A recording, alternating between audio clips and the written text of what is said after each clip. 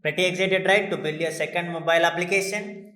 The same steps will be followed, but you can see clearly in our machine learning model for Gaussian E base, we have given the inputs in a different way. That is the reason I wanted you to understand the better ways of giving inputs to your predict function, where we build once we go from Google Collaboratory, our machine learning model will use predict function to build an API. For API, we transform the JSON response. That response will be used with for our public URL, that is ngrok server, which will take the response, because API is nothing but taking request and giving response, right? So now we'll be using same our MIT App Inventor to build a simple mobile application. What are the steps which we have followed in the first mobile application? We follow the same steps, but I wanted you to understand how differently we can design our mobile app, right? So the same steps will be, you use this MIT App Inventor to make machine learning model. You either go for Play Store by downloading MIT AI2 Companion, or you can also go for MIT App Inventor. So I'll be using same emulator to show the output on my screen so that you can clearly understand how you can build a mobile app. Go for start a new project, where I'll be giving you a boilerplate of .aia, which is which is the App Inventor format. I'll be giving you the raw code. You can start building in that way, because the blocks you need not change them. You can just go for giving your inputs, because .aia format, which allows us to manipulate the changes.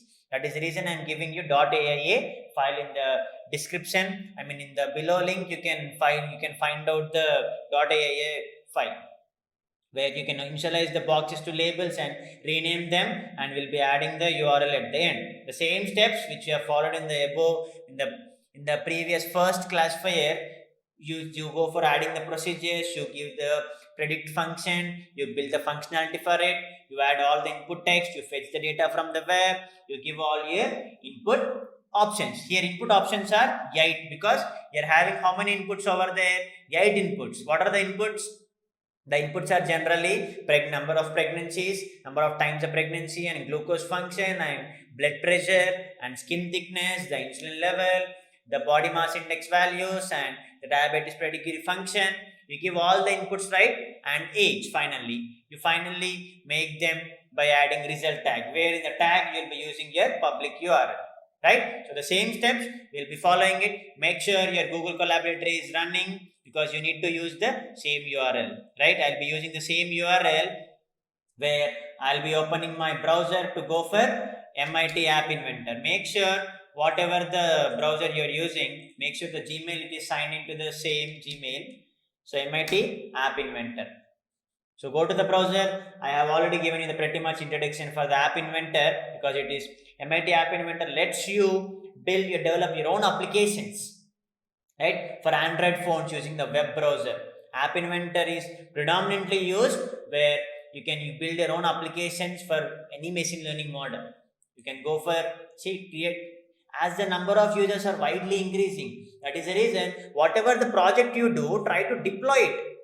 That is the fourth step, where you go for presenting your model, where you can go for AWS or Azure, or that can be different, where first you try to deploy it in your local machine. That's where you build an API, you see the output in the web browser, or if you want to make a front-end interface, you can go for Django. But before going into Django, you need to understand how you can build a simple API.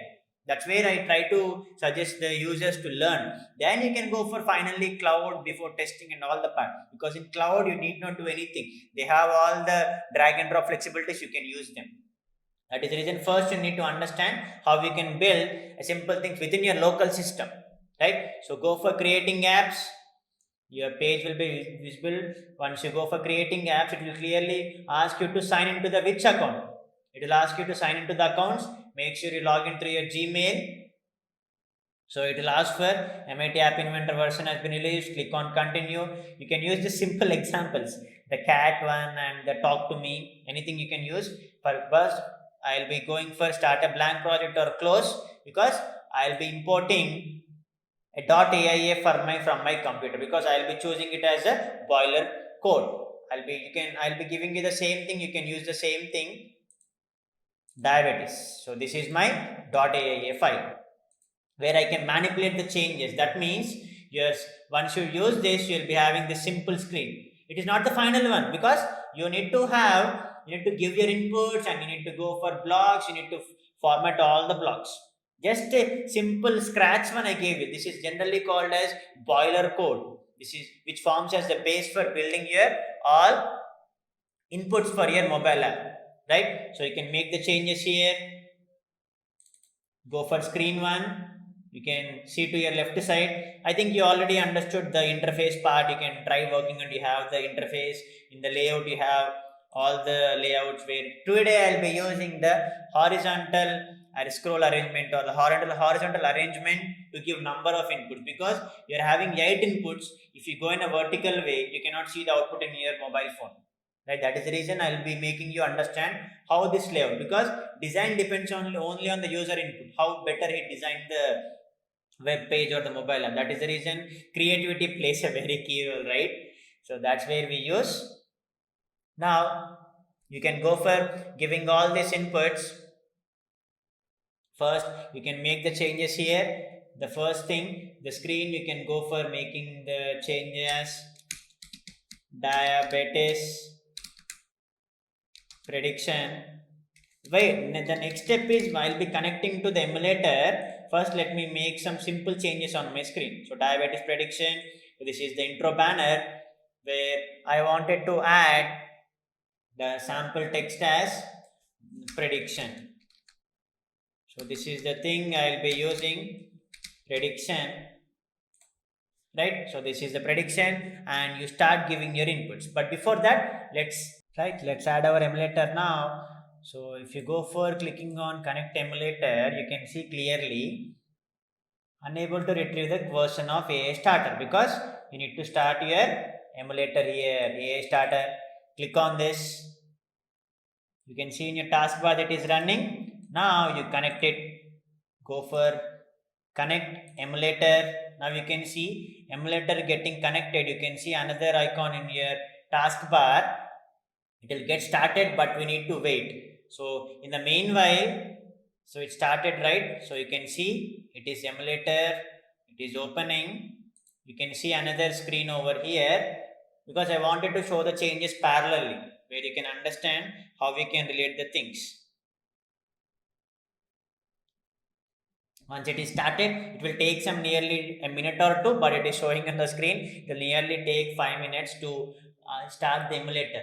If your system is not compatible, it will take more time, because Android emulator, MIT App Inventor needs to make some more changes, because if depending upon the system, it may open very fast at a time, sometimes it may open very slowly.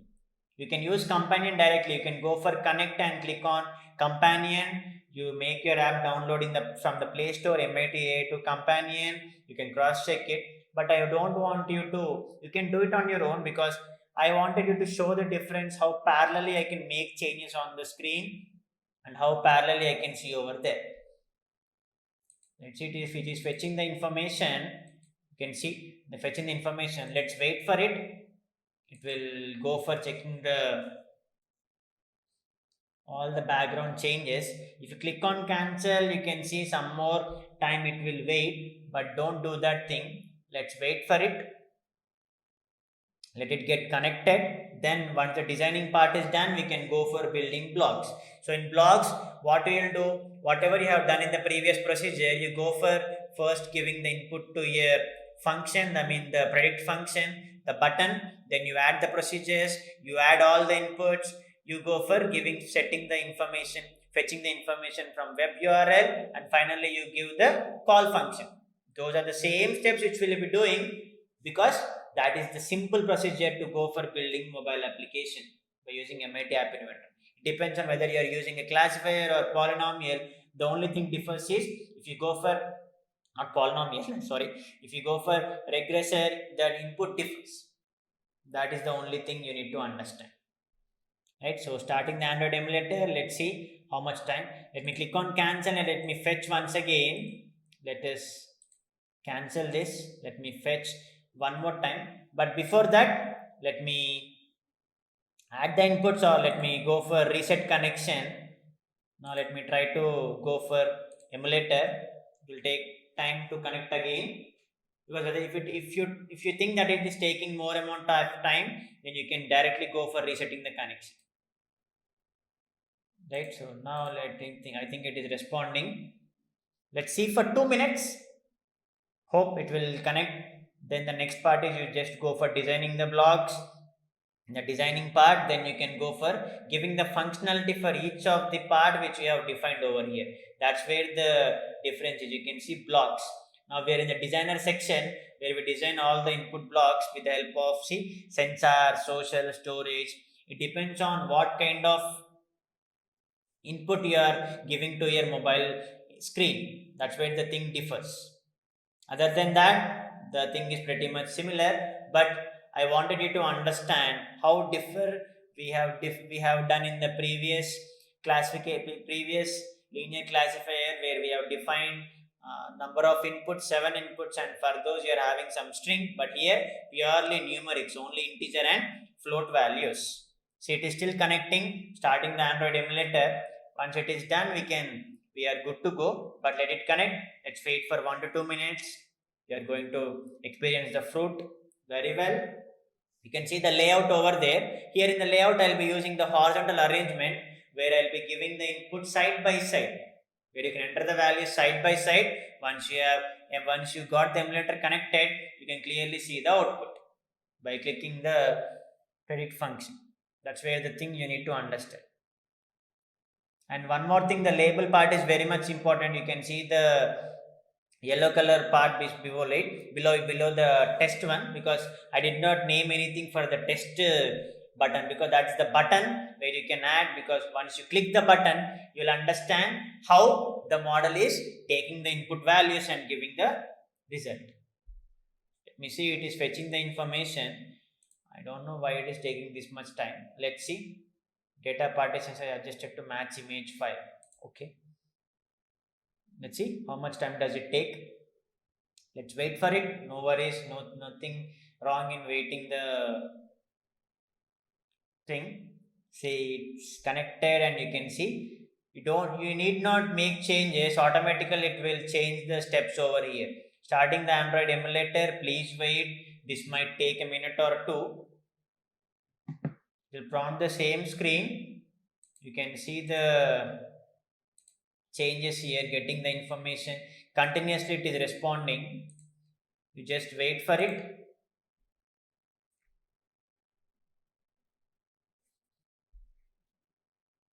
Don't click on anything, because once you go for clicking the things, obviously the input change will occur. No need to open the unlock thing or anything. Just it is clearly telling us please wait. It is giving us the suggestion, please wait. This might take a minute or two. If you want to make the things understandable for yourself, you can go for directly connect, reset the connection, and you can go for companion. Once you click the companion, it will give you the QR code. You can scan the QR code from the MIT A to companion, and you can see the output on your mobile screen only. That's where you can see that thing in the mobile phone, or you want to represent, if you want to see how does this emulator work, you can go for a AI2 emulator. I mean download the MIT App Inventor emulator from the browser, which we have done in the previous video only. That is the reason, if you follow the previous video, you find some similarities, but the difference is, in the previous classifier, the first linear classifier, we have given input as integers and strings, but here we are giving input as integers and float. That's where you find out the difference between the things, right? So hope it is executing, and you can see it fetches some time to open. No worries, we'll wait for it. Nothing wrong in waiting for 5 minutes or so, because once you make some changes over here, you can understand that this app will take more time to execute. That is the reason, don't make any changes over here. If it still prolongs, then you can cancel it, and you can go for fetching the connection directly. That's where you can see. Let's wait for 1 more minute so that we can get the output directly. I mean, you can see the same changes on the screen, whatever the screen it is, you can see on the main computer window, and you can see the same output on the mobile phone. That's where we can fetch the same information and we can do it parallel.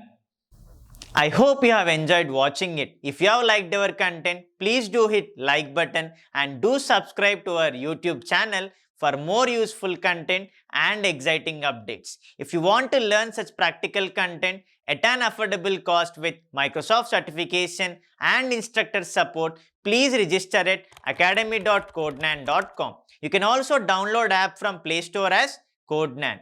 Never hesitate to raise queries in the comment section, and please do reply with your suggestions for more practical videos. We'll be happy to come up with it. Thank you.